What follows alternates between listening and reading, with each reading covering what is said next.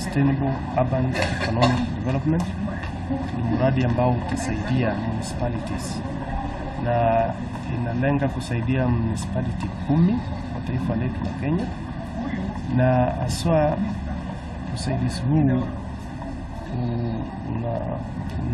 una lengo lake ni kusaidia manispaa kujimudu kiuchumi, kuwezesha manispaa kuanzisha kuwa na uwezo wa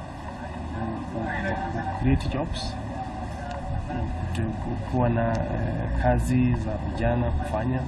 And I know some of your counties have benefited, like in the latest one on agriculture, which some of our counties did not receive. So even if we are competing, it is all in a spirit of oneness. Don't let it be an issue of dividing us. There's a lot of resources coming. I'm the Vice Chair of the Council, and we are engaging development partners every day. And we're not looking just to develop our own counties, but our regions, because that's the only way to get sustainable development.